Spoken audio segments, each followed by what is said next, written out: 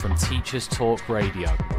You can catch up with all our shows by visiting our YouTube channel or by listening back at ttradio.org. Don't forget to like and subscribe to enjoy more live education conversation from TTR. We hope you enjoy this show. Outstanding and world-class vision and world-class this.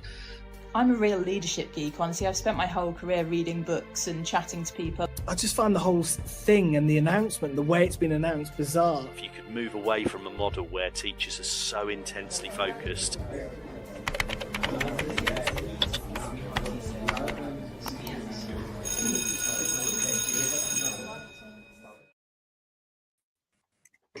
Hello and good evening, everybody. Welcome to this brand new episode, sponsored today by Hachette Learning. We have with us authors Tracey Smith and Barnaby Lenon, who are going to be talking with us about their new book.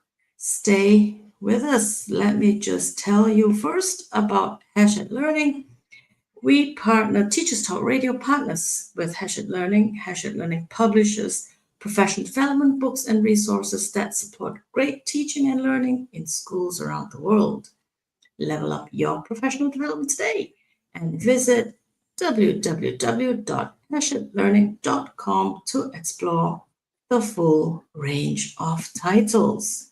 So, with me today, I'm here with my co-host, Huma, Mirza, authors Tracey Smith and Barnaby Lenon. Let's find out, first of all, Tracey, Barnaby, tell us about yourselves. Hello, good evening. So yes, my name is Tracey Smith, and I've been working in education for the past 33 years. I started off my career as a primary teacher. I taught all the way through from nursery through to year 6, went into leadership and became a head teacher in various schools in Oxfordshire, a very small village primary school, a school in an estate, and then a school in the centre of Oxford, which I took over when it was in special measures with Ofsted, and I've been exec head of 2 primaries as well. And I've been working for the last 5 years in teacher training specifically. So that's me. That is impressive. Barnaby, what about you? Hello, everybody. Yeah, so I was a teacher for 40 years. I taught at Eton, at Sherborne School in Dorset. I was the deputy head of Highgate School in London. Then I was the head of Trinity School in Croydon, and I was the head of Harrow School in Northwest London for 12 years. Then when I retired from doing that job, I helped set up a free school in the East End of London, the London Academy of Excellence. I was on the board of Ofqual for 6 years during the period of extensive reform to exams and the curriculum after 2010. And I'm currently the Dean of Education at the University of Buckingham, where we have about 1,400 students every year. And that's where I met Tracey. So we're here today to talk about your book, Introduction to Teaching, Making Teacher Training Work. And Huma and I, we both think that this is a very interesting book, really amazing book, because both of us, we've seen so many young people go through teacher training. And there's so much one could say about it, isn't it? You're looking at it from the outside in, and you're thinking, oh, well, I should do that, or things. That's not on, we should change certain things. So we're here to talk about your book. And the first thing we'd like to hear from you is, what inspired you to write this book, Introduction to Teaching, and how did the idea for the collaboration emerge? Well, the idea for the collaboration emerged because I'd spent most of my life teaching secondary age pupils, and Tracey had spent her life teaching primary age pupils. And one of the things that we think about teacher training is that there's a difference between primary schools and secondary schools. And sometimes when the government publishes information, for example, they fail to make that distinction. And they often actually are talking about the way in which secondary aged teachers might behave, assuming that primary are going to be the same, which they're not. So that's why we collaborated. The reason that we wanted to write a book, well, I think there were two real reasons. One is that we believe in the value of books, of textbooks. I've been teaching teenagers most of my life, and I found, particularly at A level, that it's been very good if one has an excellent textbook which summarizes what it is they're meant to know. I like the idea of providing resources on paper rather than everything online, or even everything through lectures and PowerPoint presentations. It's just really good to have a book which summarizes everything. Now, in the past, it maybe was difficult to write a book which summarized everything, but over the last 5 years, the government has taken hold of the qualified teacher status, which is the main qualification that teachers have in England, and has spelled out the syllabus that they want taught based on 8 essential principles, which are called the teacher standards.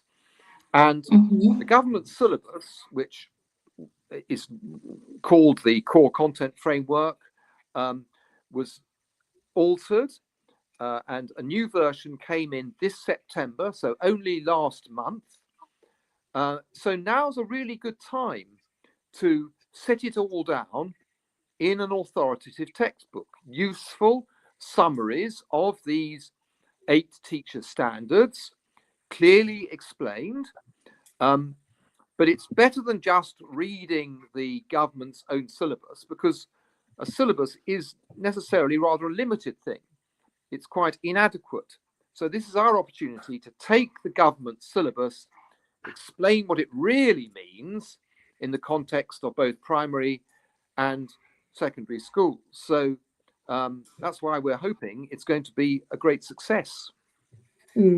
I think for me as well, it was the idea of taking the teacher standards and the information that's laid out in the ITTECF and translating it into a user-friendly manual full of examples, really. So we've both very much drawn from experience of teachers that we've worked with, of situations that we've been in ourselves. And there are some, as you'll know, there are some very specific examples of ideas to try out in certain situations and things like that. When I finished my PGC training back in the 1990s, the training quality was quite lacking in quality, and once I was let loose in a school, I had no idea what I was doing. And so, that's a long time ago. We've moved dramatically in the opposite direction. But even so, I still feel that for for most people who are training, certainly it's a useful thing for them to be able to read. I mean, I definitely like, just, if we're looking at the book as a whole, I definitely like how, you've put all the ideas together. And now that you say it, Tracey, that it's a manual, or it's supposed to be like a manual that, people can read and use with these hands-on tips. I remember as I was reading it, I was just so impressed by how you had, the differentiation with primary and secondary school. It's not many books that do that in one volume. What you need to know if you're teaching secondary, what, some tips or things you need to know for primary school.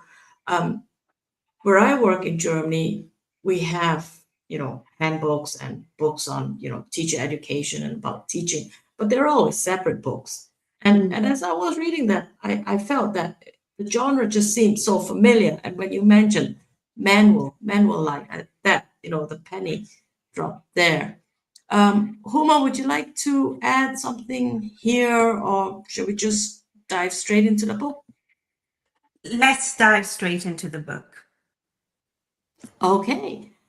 So what I'm really interested in is this concept of good teaching or great teaching. We talk about it a lot. I talk about it in my classes. There's books about good teaching, or I think I have one in my office called What Great Teachers Say. And I know that in your book you mentioned that we should avoid, generalizations on what good teaching is. But really, in today's context, can we define good teaching? Well, I think we can all spot a good teacher when we see them. We know that good teachers tend to have good subject knowledge, and that is true at both primary and secondary level, because teachers with good subject knowledge are much more interesting and very often more enthusiastic, and they're much more able to stretch and stimulate pupils. So that's something we're always looking for. And I think we're looking for teachers who have a strong enough character in order to maintain good control, because if their class is not under control, frankly, nothing much else can really be achieved. But we also are looking for teachers who are fundamentally warm people beneath the exterior. They're energetic, and they're enthusiastic, and their enthusiasm rubs off on their pupils. That's quite important. They have a good sense of humor, which pupils hopefully will appreciate. They have high expectations of their pupils, and they're ambitious for all of them. That seems to me pretty important. They're willing to work really hard. I think I can't think of any good teachers I know who don't work hard. They're quite good at organization. They know from experience what sort of things work in the classroom and what things don't work. They're patient when dealing with pupils. Pupils look to them for help, and they're willing to give help. These are the characteristics that we can all observe of good teachers. But I think what we say in the book is that there's no one model of a good teacher. You can identify these characteristics, but different teachers behave in very different ways and are capable of getting equally brilliant results. Barnaby, I just want to ask, one thing that really sort of jumped out in chapter 1 was, the age-old debate of, are good teachers born or made? And you just said that you can spot a good teacher. I agree. But do you think that this kind of mindset sort of actually undermines the profession?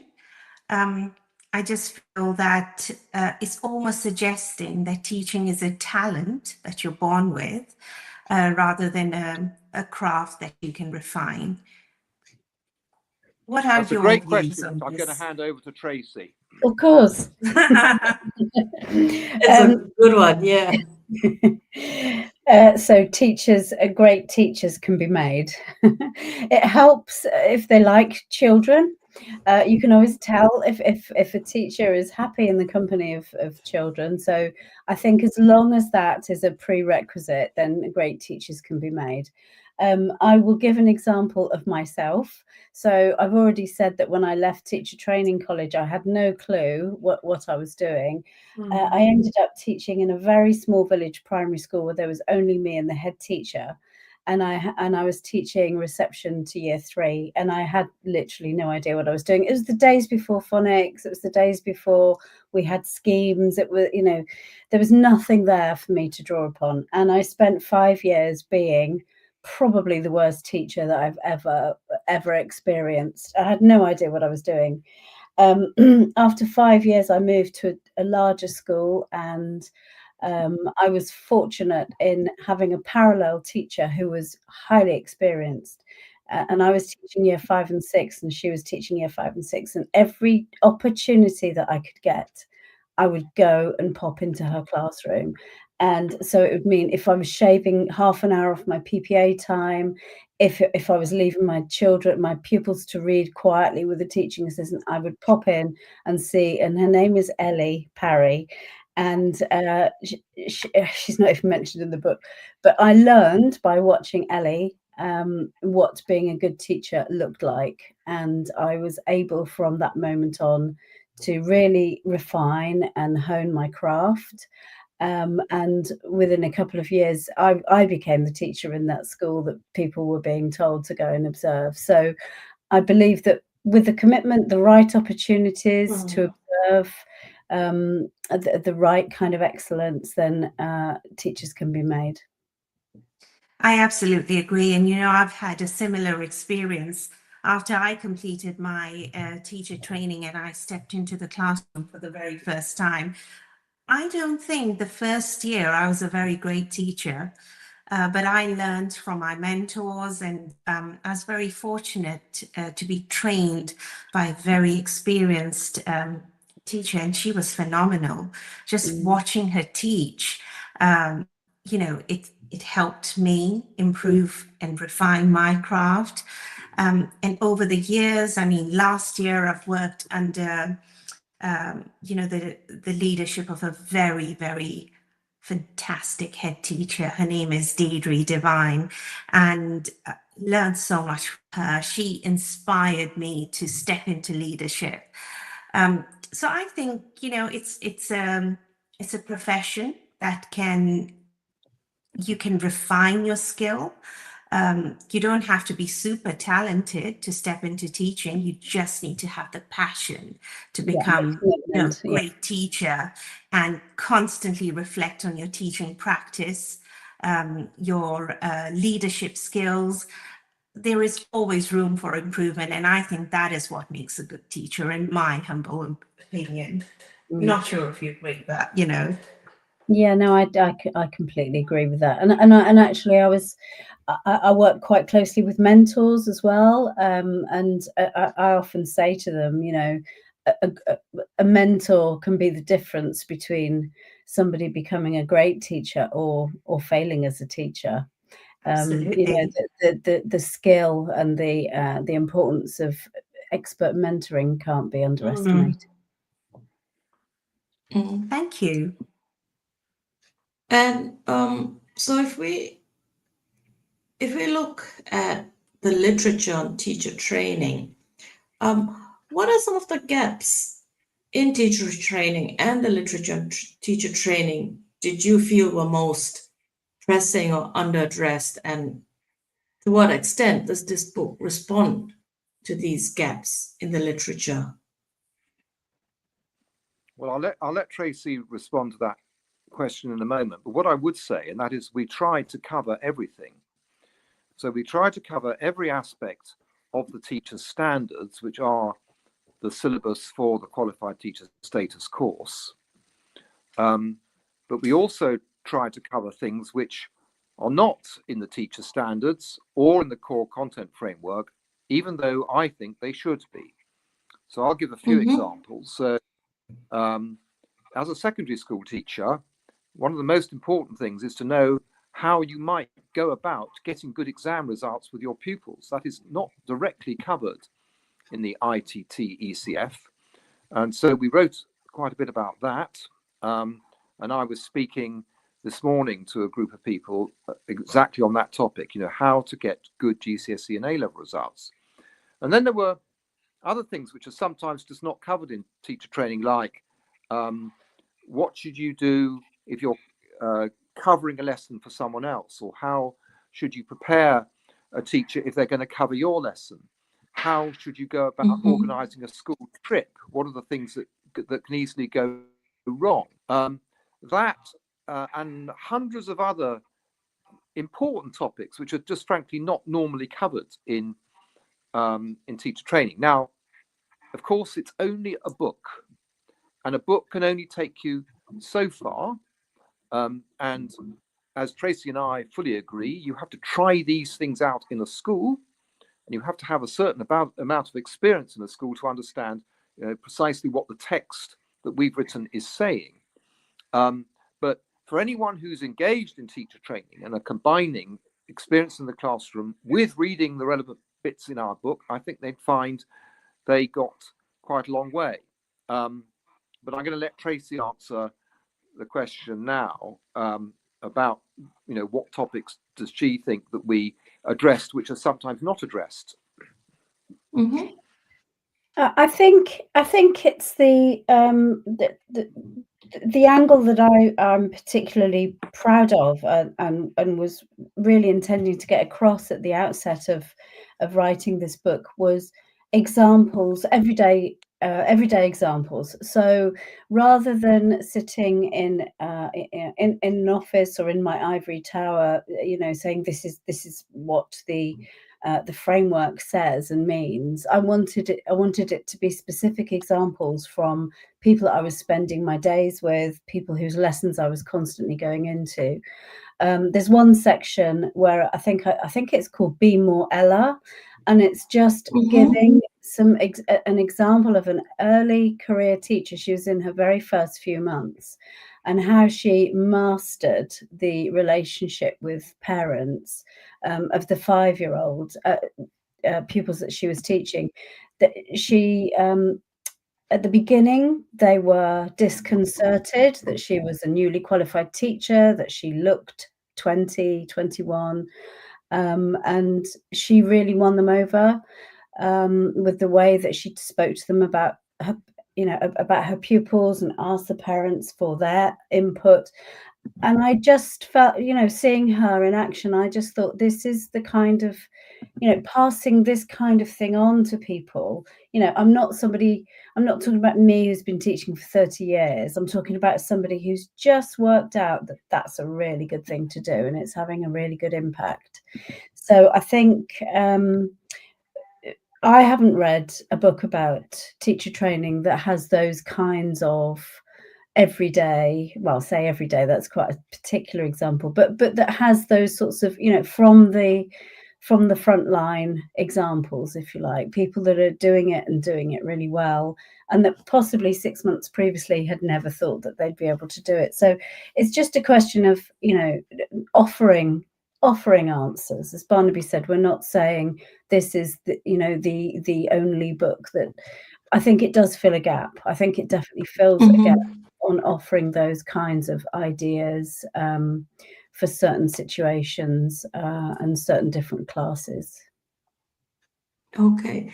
And before we go into a deep dive of the chapters, if you could narrow down, from all the topics that you've addressed in the book, which do you think is the hardest for new teachers to master, and why?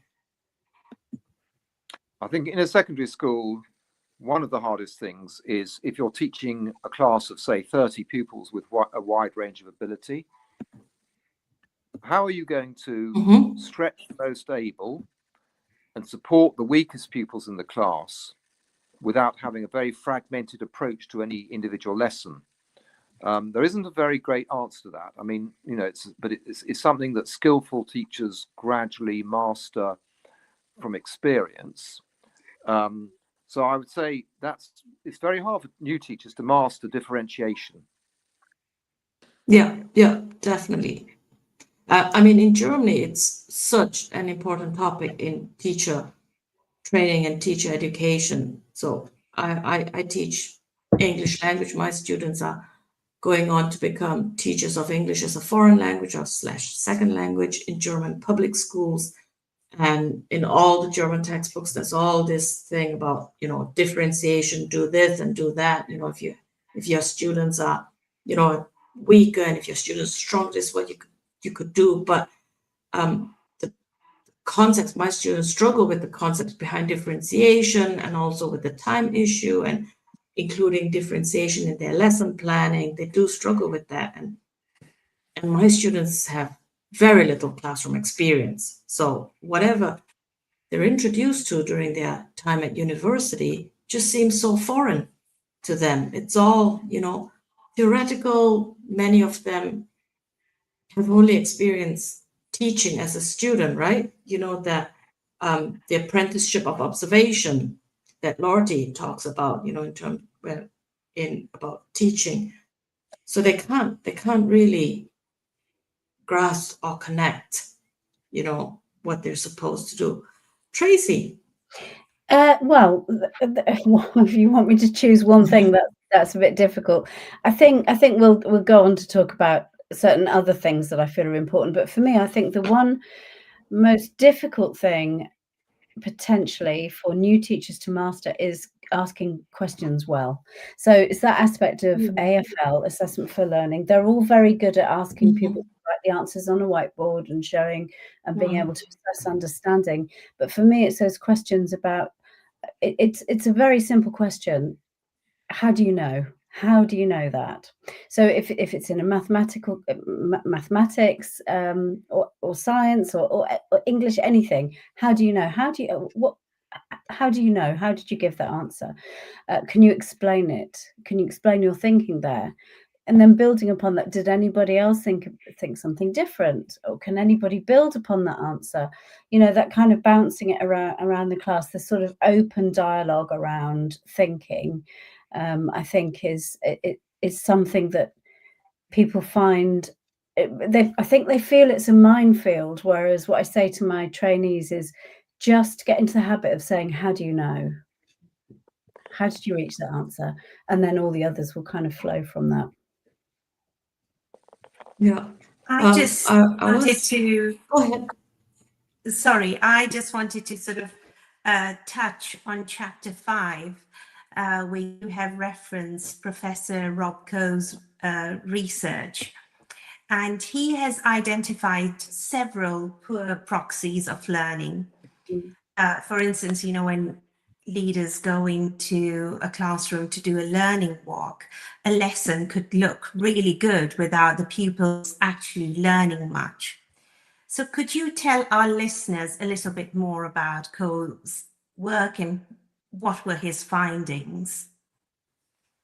Yeah, so what he was interested in is how much knowledge have the pupils that he's watching got in their heads. Okay. How much have they actually learnt and remembered? So you can look at a class and you can see they're all quite busy writing away. They may be actually quite engaged and quite interested and asking questions and getting attention from the teacher and getting feedback. Or the classroom could be very well ordered and calm and under control, which would be good. And he could look at pupils' books and see that the curriculum has been covered. That's a really good thing. All the topics have been covered.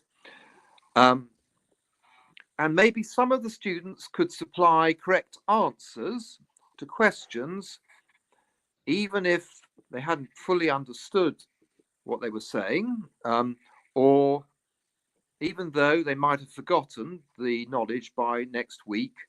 And so what he felt was, and I'm sure this is true, it's perfectly possible to observe a lesson, see the pupils working away and answering questions, but if you were to actually test them in a week's time or a month's time, they wouldn't know much.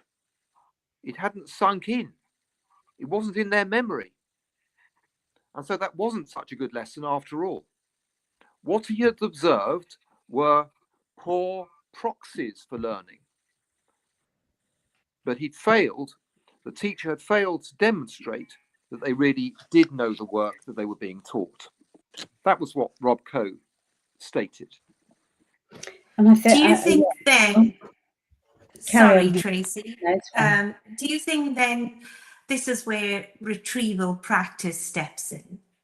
So before the start of every lesson, I think teachers should engage in retrieval practice. And this is one of Tom Sherrington's ideas. And I think it works well. So I think, how can then leaders go into a classroom and know for certain that retrieval practice is taking place? What should we teach our ECTs to be doing in a lesson observation to prove that learning is actually taking place? Well, there's only one way, and that is in a secondary school anyway. I mean, Tracey can talk about primary schools, but in a secondary school, you've got to test the pupils, and that could mean you're just asking them informal questions, or you could ask them to write an answer on a mini whiteboard, or you could actually give them a proper formal test every, let's say, 2 weeks, for the sake of argument, on the work that had been covered in the previous 2 weeks. And you could, if you were inspecting lessons, ask to see the teacher's mark book and see what, how many marks they've collected in the last 6 weeks and whether they have been testing them. I mean, that's the only way. So it is. And don't you think some people will complain and think this is? Don't you think that some teachers or parents will complain that this is all about testing? It's turning into a testing culture. Yeah, okay. It all depends. It all depends what you think the purpose of testing is. So, if you're testing just simply because you're sort of sadist, or you think it's a good thing to test for the sake of it, then that will be a fair criticism. But I'm not testing for that reason. I'm testing because I'm trying to force my teenage pupils to commit the work that I'm trying to teach them to memory. I want to see it in their long-term memory, because that's what education is. And if children leave our schools, whether it's a primary school or a secondary school, they've had a great time, they've had some good teachers, but they haven't actually committed anything to their memory, then we have failed. So in the primary school, in the primary classroom, that would look more like low stakes testing at the start and the end of a lesson, maybe some sort of exit ticket type thing at the end of the lesson. I've seen one of the schools that I was head of, and I can't claim this for myself because it was already in place when I got there, but something called Flashback 4 at the start of every maths lesson. It would be 4 questions. One, something that we learnt yesterday, something we learnt last week, something we learnt last term, something we learnt last year. And the pupils work them out themselves. You go through them together, you go through misconceptions together. But it's a really, really good way of doing that kind of spaced retrieval practice as well, so that, over a course of time, you're still returning to the concepts that they've been learning about. So, I absolutely agree with that, because I've used those types of questions. We call them the diagnostic questions for our year 6s, where we give them 4 questions and then, address any misconceptions that they have. That's a great way to test their knowledge. Yeah. So thank you. Yes. Just to jump in here, one thing that my, teacher candidates do complain about is how little time they have in the day, or in, whichever period they're teaching, to do that, even that informal testing, because their curriculum is so packed.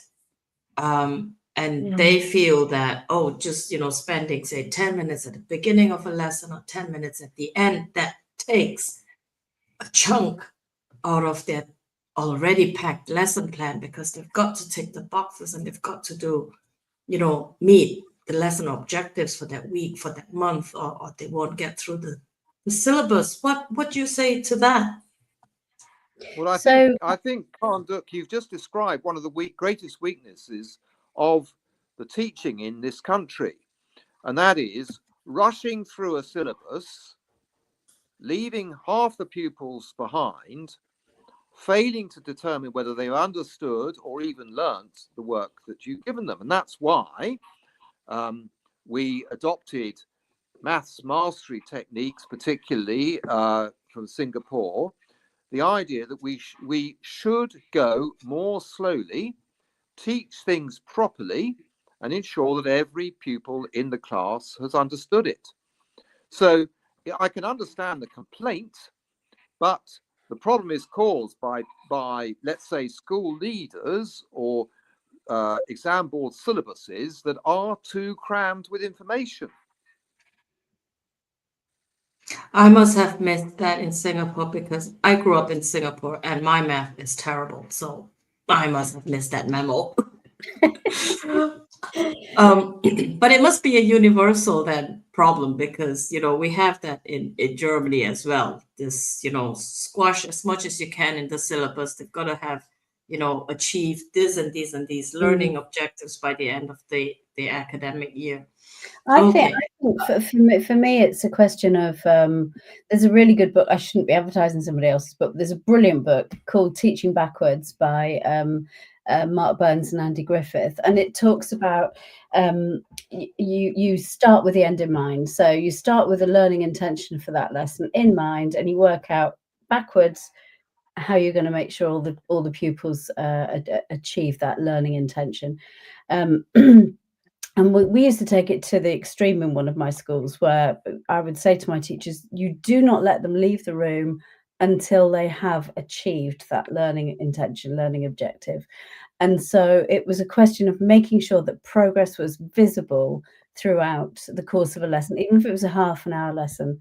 But I saw great practice the other day in a student. She was teaching diary writing, elements of diary writing to her for year fives. And at the end, as a kind of an exit ticket, she asked them to jot down on Post-it notes different aspects of diary writing, and they all popped it all on the board. And when they come into that next lesson tomorrow, that will be the first thing. They go back to that retrieval practice of that. They've got it up as a working wall that they can refer to after they've done the low stakes test. And I think that kind of trying to join the end of one lesson onto the start of the next lesson is quite a good way of bridging some of that sort of time issue that we have. Yeah, I mean, that what you mentioned, backward design, that's one of the models of instructional design anyway. You design with, the end in mind, and then, how you plan your lesson, how do you plan to get there, what are the tools you want to use, what are the materials and the resources. And there are many ways to engage in retrieval practice. There's, graphic organizers, KWL charts. Huma, it's back to you about well-structured lessons. I think we segued really well into that, from backward design into well-structured lessons. I was going to ask, it's something that I read in chapter 2, actually, so I'm going backwards, sorry. In your book, you emphasize that training must be practice-rich and rooted in real classrooms. And often we see that, teacher training programs often get it wrong. And there's so many trainees that say that the academic side of ITT feels a little bit detached from what they see in schools. So how do we bridge that gap? I think that, so we're both speaking from Buckingham's point of view, but our teacher apprenticeship, our PGCE, and other courses that are based in SCITS, school-centred initial teacher training, are all based in the classroom, based in the school, within the school that you're employed. And I think that makes that transition much, much easier. It's a long time since I've had experience of a teacher training course that doesn't have that sort of in situ element to it, and that unfortunately that was the way I was trained, and I don't know the answer to that. I don't know whether Barnaby does. Well, I think the emphasis these days is less on theories, which might after all have been written hundreds of years ago, and more on contemporary research findings. And what the government has been very keen for us to do through the qualified teacher status course is to ensure that whatever we say to students is backed up by evidence of recent research from somewhere in the world. And that's exactly what we do. I think that's more satisfactory. But, at the University of Buckingham, we believe mainly in learning by doing, by going into a classroom, trying it out, having your lesson observed and having good feedback. Yes, and I think that's the best way to go about it. But then thinking about subject knowledge and curriculum design, how can mentors and leaders create a space for training teachers to develop subject mastery rather than just, surviving in lessons? So obviously when ECTs come into school, they don't know it all. And it then falls on the mentors and the leaders' shoulders to give them that opportunity to develop subject knowledge. So how do you think that should be happening in schools? Well, I just think that all teachers, primary and secondary, should be devoting a good proportion of their time to developing their subject knowledge. I mean, personally, I spend a lot of time in school holidays reading around my subject, and I was happy to do that. On our teacher training course, the qualified teacher status course only requires you to teach or be in a classroom for 15 hours a week. So you've got, a lot of time. If you're only doing 15 hours a week in the classroom, you've got a lot of time to do something else. And much of that can be researching your subject, reading around your subject. One of the whole points of the early career framework, your first 2 years as a qualified teacher, is that you get a reduced timetable. So again, you're being given time. What are you going to do with that time? You're going to develop your subject knowledge. I mean, in our course at Buckingham, we give them a lot of talks about their subject. So, it's not left entirely to them, but nevertheless, we all know that you may have read history at Oxford, but when you come to teach history A-level for the first time, you're probably going to be teaching a topic that you never studied at Oxford. So you've got to start building up your subject knowledge. That should be one of the most enjoyable things about being a teacher, that you want to do that, you're pleased to do it, and you do it. I would have thought, I would have thought that the onus was on you. The onus was on the teacher to develop their subject knowledge beyond what they've already been introduced to at university. Yes. That's why we've written a textbook, because we need them to develop their knowledge of pedagogy and of the teaching standards. And what better way than reading about it in a book? Exactly. Yeah. And if you were to give new teachers one piece of advice about curriculum design, what would it be? Oh, for me, it would be, can I step in, Barnaby, or would you like to go first on the back of what you've just said? No, you go. You go, Tony. Curriculum design. I'm slightly altering the line, I think, here, but I get very distressed at the moment about created schemes of work and lessons, and when I walk into a school and somebody's uploaded a PowerPoint they've never looked at before, it makes me want to weep when, and it's number 6 in the series of the RE lessons that they're teaching on Judaism, and they haven't checked the subject knowledge that they're teaching, and they don't know what slide's coming next. Because I know, obviously we've mentioned AI in the book as well, and how that can be used for planning lessons. And I had a teacher reflecting the other day and saying, the PE lesson was too boring. The PowerPoint was, a bit flat. And I said to them, I said, you've got to go through it beforehand. You've got to go through the material. You've got to adapt it for the needs of your class. And I do worry very much about the fact that schools are buying in schemes of work for every subject and taking that thrill away from teaching. My favourite thing would be, I had to teach the Greeks. I knew nothing about the Greeks, so I'd learn about the Greeks. I loved all of that. And I do worry that it's all becoming a little bit mechanized. It's taking also. Sorry. Go ahead. It takes the creativity away from teaching, I think. My own teacher candidates, they do also go in with that attitude. They, I do lesson planning with them.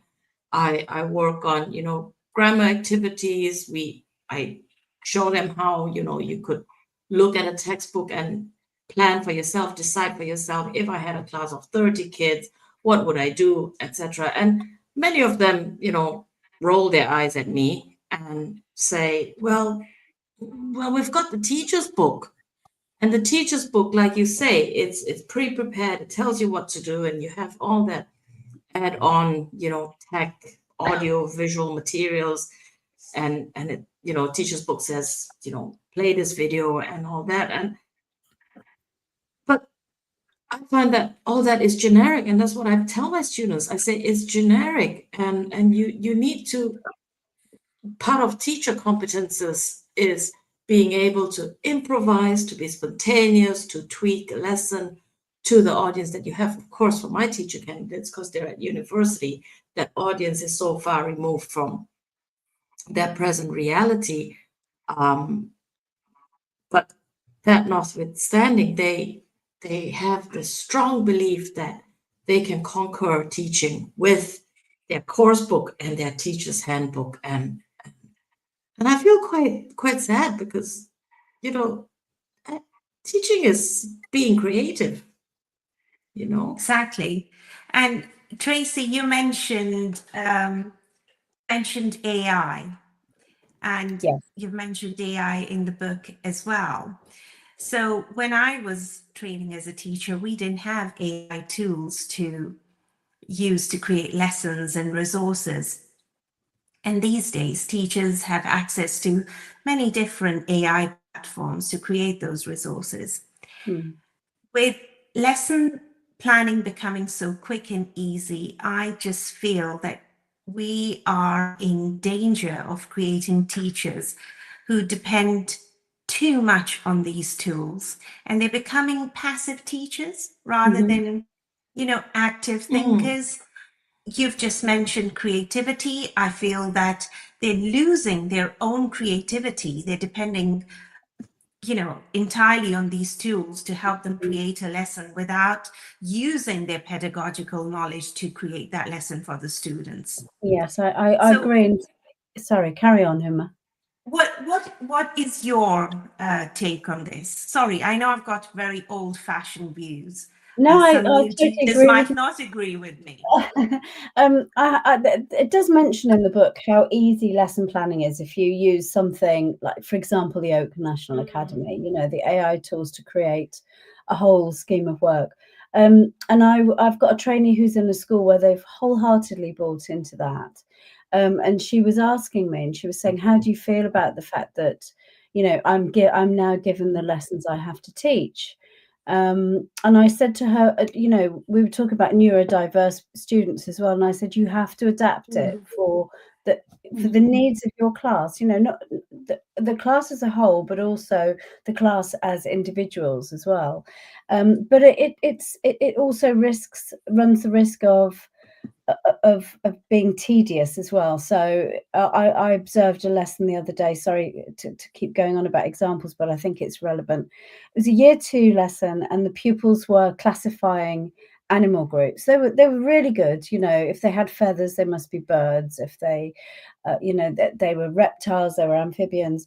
And the teacher was using this scheme, and it was like little cartoon characters of arthropods and reptiles, and I just said to her afterwards, I said, I wonder what would have happened if every time you introduced a different type of animal species, if you'd have just showed a 30-second clip from a David Attenborough documentary of how they move and how they, live in their and she said, oh, what a really good idea. I'll have to think about doing that. And I just worry that we're losing that kind of natural inclination to think about how to make things more relevant and exciting and memorable as well. And I think it's also mentioned in the book that AI is also being used to write assessments and even mark English essays, or, I suppose the English essays be at a secondary school level or even at university level. Now, that sounds very efficient, but to me, it's a little bit unsettling. So if I was a student at uni and I'm writing my dissertation, I wouldn't want AI to mark my work. I think we are at a risk of losing that human judgment, which is so, so vital when giving, feedback to students. So you both are working in a university and you've been a secondary school teacher. What is your take on this? Well, I don't really agree with you. I think that it's perfectly possible to design AI so that it marks English essays or anything else you like, just as well as a human being. And if that's true, then it will save a huge amount of time. It means that, public exams particularly can be marked quickly and more reliably than human beings. So I think you've overstated it. On the other hand, of course, it's important for the teacher to know what the individual students can and can't do. So although AI may do the marking, there's still a job to be done by the teacher to analyze what it is that's gone well and what's gone wrong. And AI can help with that as well. I've got no problem with AI writing assessments, which was the other point you made. I think that's perfectly possible. So I distinguish between this and the thing you were talking about 3 minutes ago, and that is delivering a lesson, where I completely agree with everything you've said about teachers having autonomy over the way they deliver their lesson, and that teachers have to own the knowledge and really put themselves into the lesson in a way you could never do if you were just taking a lesson out of a catalogue. Thank you, Barnaby. That was a very good answer, and I like people disagreeing with me. And that comes to another big question that I have. Do you think AI will reach a point where it sort of replaces the teacher role? We're already using it for marking and many other things, planning, for instance. Do you think it will replace parts of the teacher role or the teacher role itself? Well, it might replace part of it in the way I've just described, but I don't think it will replace much of it. I mean, personally, I think that teaching is one of the professions and jobs least likely to be eroded by AI, because, the experience of COVID, where we tried online learning and so on, was that pupils needed people, individual teachers. And that's one of the great things about a school, is the relationship between the teachers and the pupils and their interaction, which cannot be replicated by AI. So I'm perfectly happy for AI to take some of the tedious jobs on, but I don't think that as long as we don't outsource teaching to a robot, I don't think that AI represents too much of a threat to us, actually, no. Okay, thank you. And I mean, there've been other studies, or there's been a lot of work done on classroom interaction anyway, that says, learning happens when there's classroom interaction. And, genuine classroom interaction can only, well, I hope I'm not wrong, but really can only happen among humans. The robot can't really have that classroom interaction with you. I mean, there has been, I know that in language teaching, particularly in language testing and assessment, they have tried to, devise interactive language assessments using generative AI, right, where the bot will say something and the student will have to respond. But the challenge with that is feeding into the program all the possible responses that you think the student might say, and then you can then tick it off. So I think we're still a very long way for that, because human nature and how we interact with each other, it's not always predictable. we do have 5 minutes, and I'm going to let you pick something, Huma, something with which we can, finish off with a bang, so to speak. Okay, so one of my other questions was, and this was one of my favorite sections in the book, was managing behavior and training our new teachers to manage behavior. And there was a mention of silent signals, and I got really excited because I use them in my class. And they're such a fantastic way of managing behavior. So do you think these small routines make a big difference in classroom management, especially for new teachers? I know it worked for me. Yes, I do. I do. I mean, having seen it working with 3-4-year-olds up to 11, 12-year-olds and beyond, I think it's a really, really useful way of working. I think we talk about the adults modelling consistency, Kuldix, and it's a really good way of adults being able to sort of model self-regulation and composure and quiet, and the pupils really, really pick up on that sort of thing. Obviously, it reduces disruption, so pupils move around the class silently, usually, if it's done well. It's quick, it's done, there's no time wasted, it's consistent. They're non-confrontational kinds of ways of getting pupils to do things, because there's kind of an acceptance that that's what they'll do. So I think it's that kind of modeling of emotional control is really, really really powerful. So the kind of things Huma's referring to is things like the 3-2-1 hand signal. Yes. So 1, 2, 3, stand up silently, move to your chair silently, sit down silently, and then do the reverse. Those sorts of things, really, really powerful, I think. Yes. Yeah. I learned the silent signals when I was learning how to teach phonics, and we used them for read writing. Yeah. And it was really effective, and I've always used the silent signals in my class. Really I good. also wanted to quickly mention, yes, talking partners. Great. Just very quickly, I also wanted to mention that you have referenced research around low-level disruption in class. And I feel that these, small behaviors and low-level disruption is something that sort of chips away on learning the most. So do you think sometimes schools underestimate the damage that low-level disruption does in the classroom? And how do we tackle it without creating a culture of fear? So it's a two-part answer, really. So first of all, yes, schools do underestimate the impact of it, because it stops other pupils from being able to focus, concentrate. It affects their cognitive load. First of all, I think you need to remove any kind of antecedents. Making sure that there's no opportunities for the pupils to mess about in the corridor or start talking, give the books out before the lesson, all those kinds of things, rather than have that kind of hubbub going on whilst you're trying to teach them.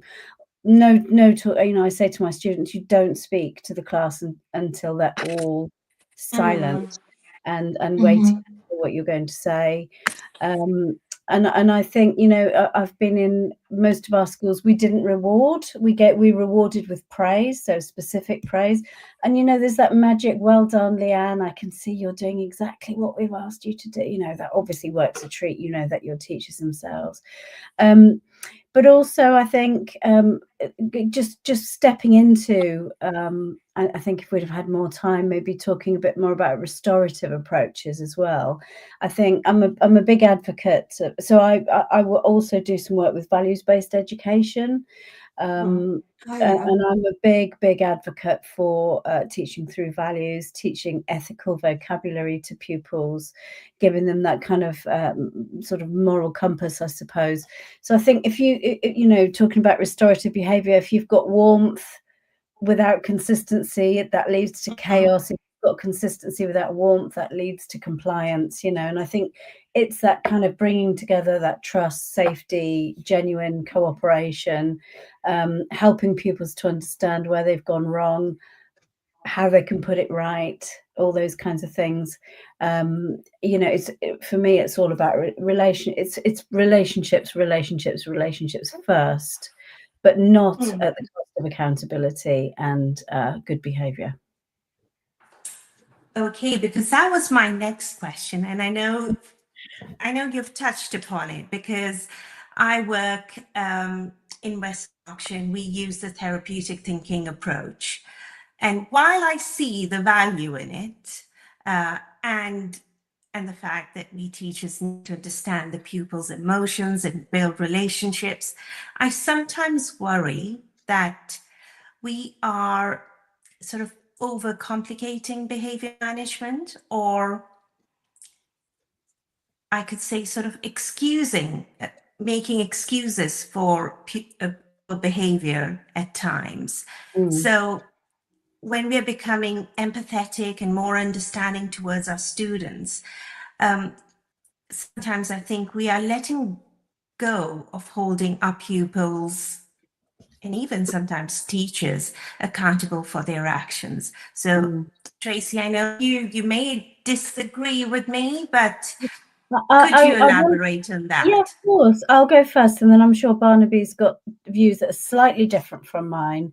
But I think, you know, I agree that that we need to be understanding. You know, I believe in trauma-informed practice. I believe in understanding neurodiversity and not making allowances for it necessarily in terms of behaviour expectations, but certainly adapting teaching routines and having, you know, various things in place for different pupils.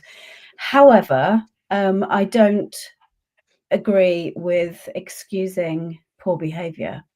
And that's why I believe in the restorative approach, because in my experience, and I have had a lot of years of experience, if you explain to pupils why something's unacceptable and how they can go about putting it right, they will every time, with the right kind of conversation, they will want to do that.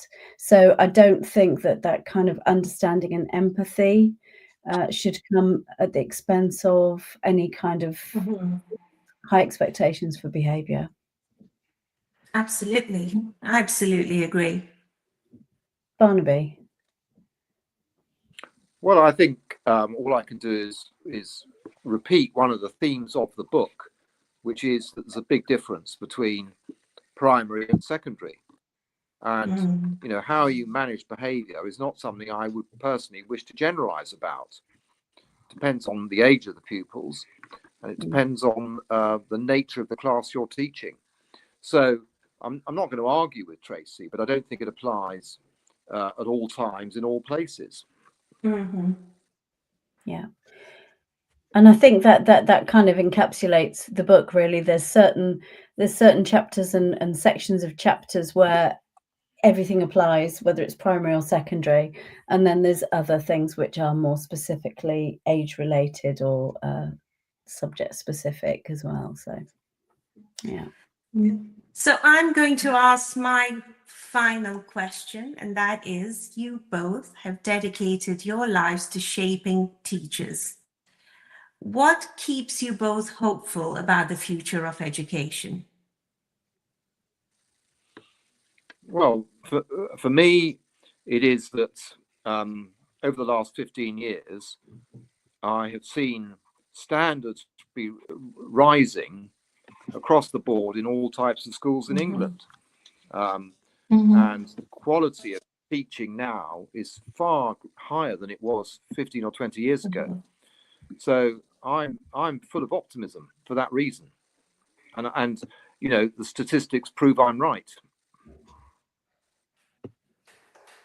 Yeah, and for me, it's that old adage that, you know, education has the power to change the world for the better, and I still believe that, you know, our children are our future, and that I do think something has to change.